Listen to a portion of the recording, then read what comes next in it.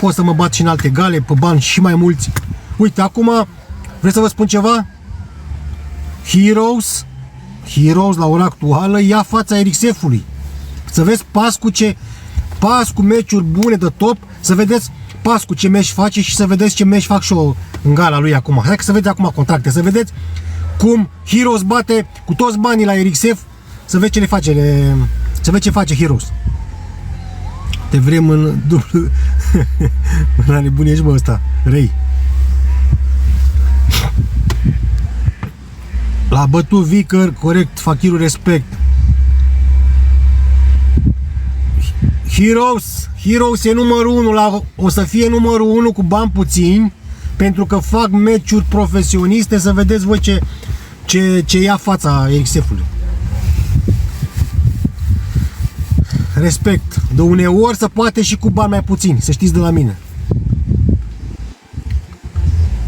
Uneori, Danu Spartanu, să vină Danu Spartanu, să-mi dea, cum îl cheamă ăsta de la Pascu, să vină să-mi dea contractul. Dacă nu dă contractul maxim 10 zile, Greuceanu e forță. Da, Greuceanu e forță, asta vă spun eu.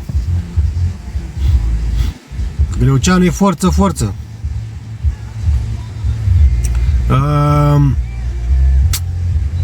Îți dă contract, să-mi dea contractul, dacă nu-mi dă contractul în 10 zile să mă pot antrena cum trebuie, să mă axez pe meciul ăsta cu moldoveanul, că vreau meci cu moldoveanul, după aia vreau meci cu el pe box. Vreau să-mi facă contract pe 2 meciuri, doar așa accept. Băi, eu, nu trăiesc eu din bătăile astea, nu trăiesc eu din TikTok-ul ăsta, din cerșeală. Eu nu stau aici la cerșeală cum stă toți ăștia, stă la cerșeală ca să nu, frate. Eu trăiesc din ale mele, din muncă. Dacă îmi vine contractul ăsta, să-mi vină contractul pe 2 meciuri. Un meci cu moldoveanul și meci cu, cum îl cheamă, cu Pascu pe box. Ocolește meciul cu mine pe box. Dacă nu-mi dă meciul pe box, penibil neveu. Nu știu, frate, nu, treaba lor. Să fie sănătoși acolo. Ce zici de Nadine? Iară mă întoarceți Nadine înapoi. Nadine trebuie să rămână la oile lui acolo, ce să mai... E bun Pascu pe brațe. Opa, aici dă Pascu dă ce trebuie pe brațe.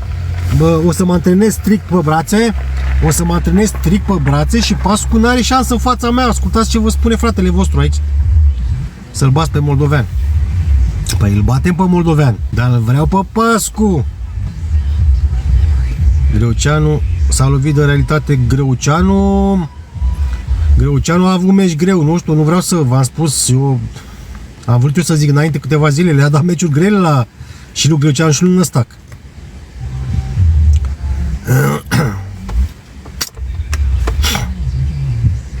Nadine este caracter, păi cât bine a făcut Nadine la viața lui și pe cât ți-am ajutat eu.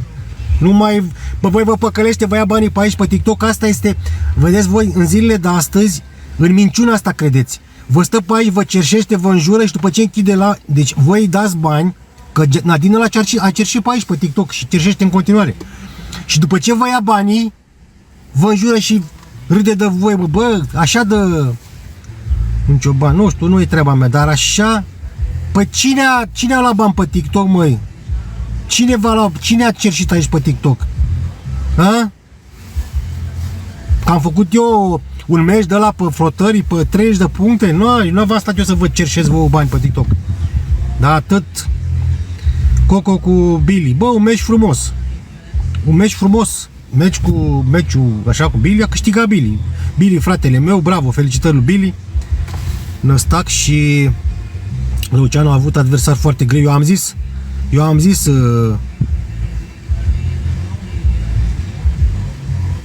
zis te bate Pascu, dar nu înțelegi nimic. Dacă mă bate pe mine Pascu, eu nu renunț, nu mai am bani niciodată.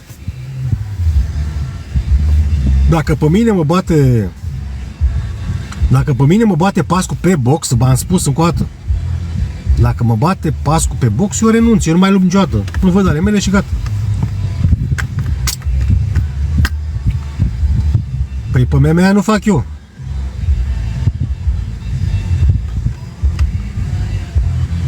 Nu fac eu pe MMA, nu fac eu cu el. Să facă cu mine. Mulțumesc, Petru. Să facă cu mine pe box. Dacă îl ține balamalele, pe Pascu, să nu fugă de lupta asta pe box. Dacă nu, eu nu mai semn niciun contract. Dacă nu vine maxim 10 zile să semnez contractul, 2 meciuri, unul cu el și unul cu moldoveanul, cu el pe box și cu ăla pe MMA, eu nu mai mă bat, eu nu mai mă lupt.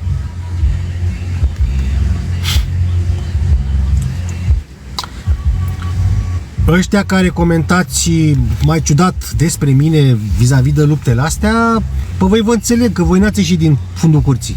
Și e normal să gândiți așa. Dar e treaba voastră. Deci care n-ați ieșit din curte, eu vă înțeleg. N-am nimic cu voi. Atât puteți.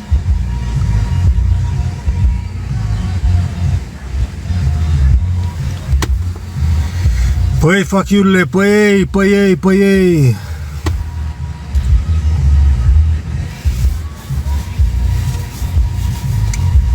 Uite, hai să facem așa, hai să facem, nu știu cum să face sondajul ăla de opinie, fără niciun ban, fără nimica.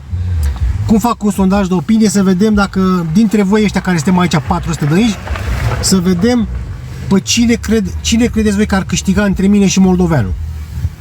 Cum facem noi un sondaj? Ia să vedem noi cum facem un sondaj. Bla bla bla, nu știu ce, nu știu cum. Campanii, nu. Strângere de fonduri, nu avem nevoie. Sondaj. Întoarce camera, cadouri, live, bla bla bla. Pe aici nu. Sondaj. Cum dracu facem noi un sondaj pe aici? Fundal, efecte, bla bla. Panouri, muzică, nu știu, asta nu mă interesează. Aici, desenează, sondaj, vot, cadouri. Nu se poate și fără cadouri. Sondaj și vot cu cadouri. Fundal, cu fără comori. Ia să vedem sondaj. Vot, sondaj rapid vreau. Personalizat, sondaj pentru sticker. Vot cu cadouri, fără vot cu cadouri. Sondaj rapid. Verifică voturile în comentarii. Personalizat. Poți decide ce fel votează spectatorii. Pot deci standard, da, B și C. Fiecare spectator poate viziona odată atingând opțiunea favorită. Trebuie să atingeți, am înțeles, trebuie să atingeți opțiunea favorită, da? Punem pe 5 minute. Votează, nu, fără cadouri, standard, personalizat 5 minute, da? Start. Păi și cum facem? Dacă dau acum personalizat 5 minute, gata. Păi și start. Păi și ce naibii, ce? În 5 minute, A sau B? Au, sunt eu, B-ul, nu știu dacă, au, sunt eu. B-ul și C-ul. B-ul este, cum îl cheamă? B-ul este Pascu, C-ul este moldoveanul. Hai, start la vot. Start vot. Fachiru A, Pascu B, moldoveanul C. Acolo scriam cu șineveu, băga mea și... A, i-am cu șineveu, finalizează. Nu, stai așa, stai să... Băga, ce dracu am făcut, mă, frate? Mă pricep și eu la astea ca...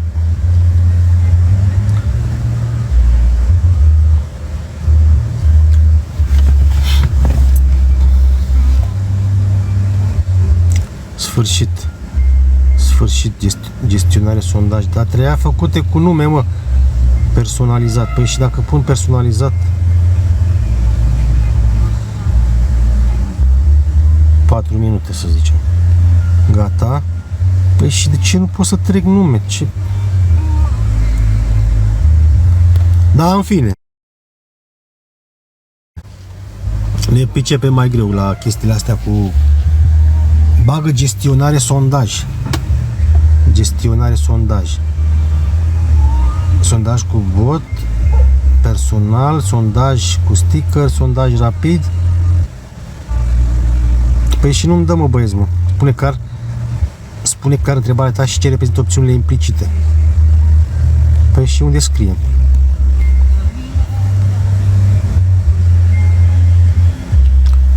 Hai, fii atent, colea. În stânga sunt eu, în dreapta e moldoveanul. Așa.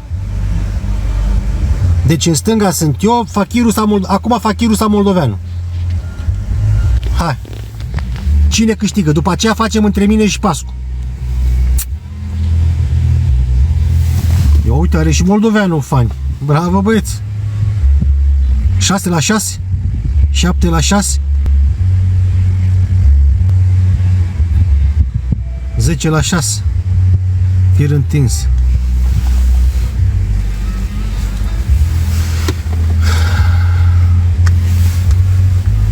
Păi și cât durează sondajul ăsta? Hai să vedem cine câștigă între mine și moldoveanul. Cam ce părere aveți voi?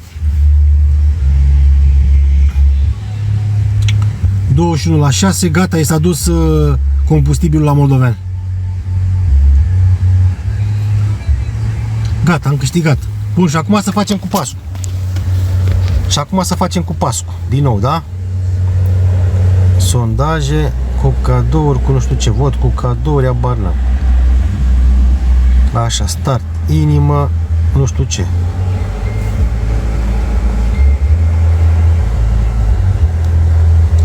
Hai, eu sunt cu like. Pascu normal, păi.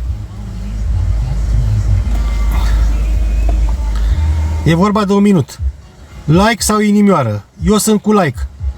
Cine dă like este cu Fakiru. Hai să vedem. E vorba de un minut aici. Cine dă like e cu Fakiru, cine dă inimioară este cu Pascu. Avem 2 like-uri. Deci câștig meciul și pe Igor, e de partea mea. 2-1.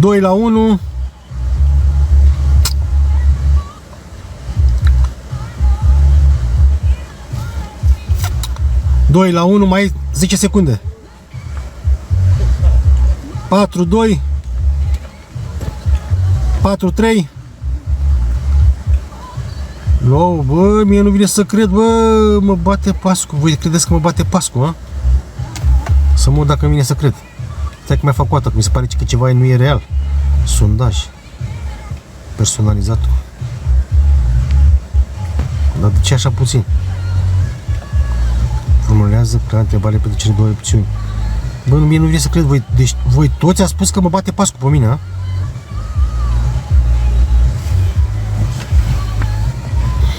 M-ați dat pe spate puțin așa. Mai facem un sondaj, că deja ceva...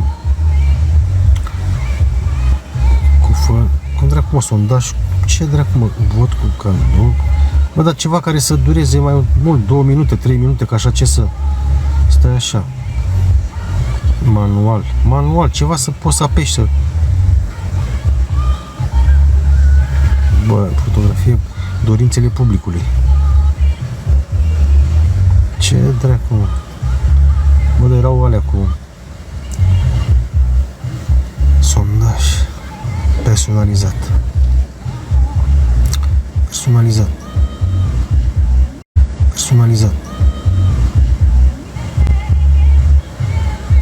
5 minute. Păi și de ce nu... Uite aici trebuie să schimb numele. Întrebare, gestionează. Și acum editează. Gata. Hai că acum intrăm pe... Așa, Fakiru A. Fakiru B. Pascu.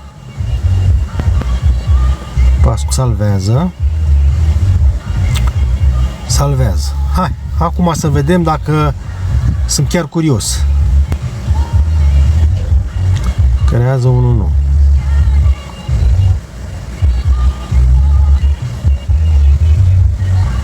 Personalizat, stat. Fakiru Pascu, da?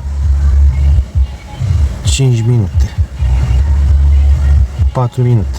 3 minute, gata. Stai să mi apară start. Văd că mi apare.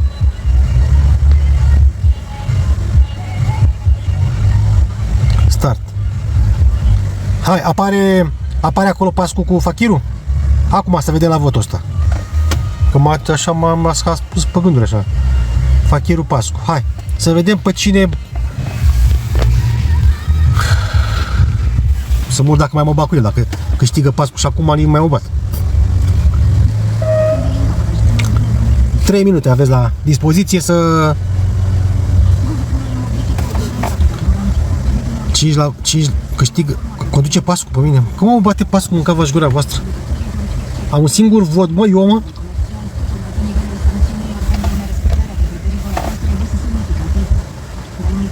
Fachiru, Farcaș, te salut. Cum îmi dați și mie voturi? Avem și noi aici un sondaj de opinie.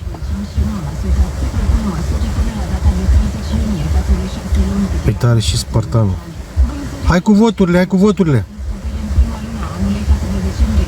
Cum mă, voi credeți că mă bate Pascu pe mine, a? Că v-aș gura voastră, nu știu. M-a spus pe gânduri, măcar, nu știu ce să zic. 7-2, 7-3, așa băieții mei. Marius, te salut. Hai cu voturile la mine aici, cât 3 voturi, eu mă, măcar v-aș... Hai de capul meu.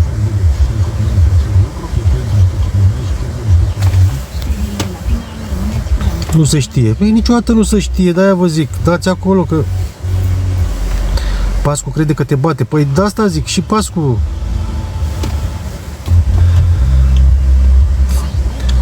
Are și Pascu încredere în el, da? O să vadă el că se lovește de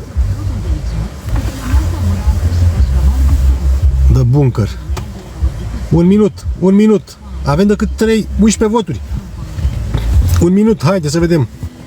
Hai să egalăm aici. Dați la mine dacă vreți să fie meciul. Haideți să câștig eu la voturi ca să fac prin screen ca să dau lui Pascu. Să dau lui Pascu să vadă că toată lumea 4, așa. Dați la mine ca să se are lui Pascu. 5 voturi, bravo băieții, bravo. Hai, intrați 7, 8, bravo, așa. Altceva mă băieți, mă. Altceva mă băieți, mă. 16 voturi. Așa, ca să se fac prin screen. 19, oulu să moară cea mai scump. 25 de voturi. 17 secunde. Cam că suntem 200 de aici. Apăsați acolo pe mine. 27 de voturi. Pascu. Păi ce faceți, mă, mucava-și gura voastră, mă? Băi, ce chestie, bă. Eu făceam un prin screen și 0. No, ceva nu e în regulă. Vă salut, băieții, cu respect. Hai că am ieșit, că m-a spus pe gândul, îi dau un telefon să vină cu contractul și să merg să mă bat cu el. Te salut. Pa, salut, mai bine.